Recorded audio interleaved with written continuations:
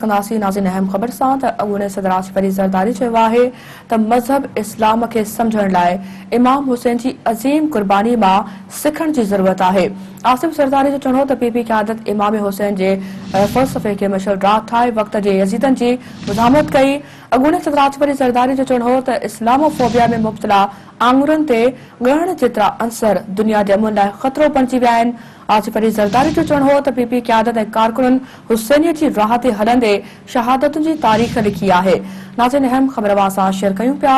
अॻूणे सदर आसिफ अली ज़रदारी चयो आहे त मज़हब इस्लाम खे सम्झण लाइ इमाम हुसैन जी अज़ीम क़ुर्बानी मां सिखण जी ज़रूरत आहे। आसिफ ज़रदारी जो चवणो हो त पीपी क़यादत इमाम हुसैन जे फ़लसफ़े खे मशल राह ठाहे वक़्त जे यज़ीदन जी मुज़ाहमत कई। अॻूणे सदर आसिफ अली ज़रदारी जो चवणो हो त इस्लामोफोबिया में मुब्तला आङुरनि ते ॻणण जेतिरा अंसर दुनिया जे अमन लाइ ख़तरो बणिजी रहिया आहिनि। आसिफ अली ज़रदारी जो चवणो हो त पीपी क़यादत ऐं कारकुननि हुसैन जी राह ते हलंदे शहादतुनि जी तारीख़ लिखी आहे।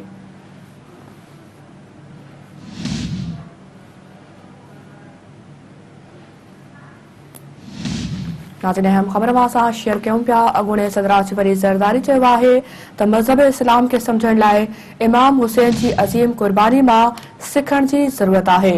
आसिफ अली ज़रदारी जो चवणो हो त पीपी क़यादत इमाम हुसैन जे फ़लसफ़े खे मशल राह ठाहे वक़्त जे यज़ीदन जी मुज़ाहमत कई। अॻूणे सदर आसिफ अली ज़रदारी जो चवणो हो त इस्लामोफोबिया में मुब्तला आङुरनि ते ॻणण जेतिरा अंसर दुनिया जे अमन लाइ ख़तरो बणिजी रहिया आहिनि।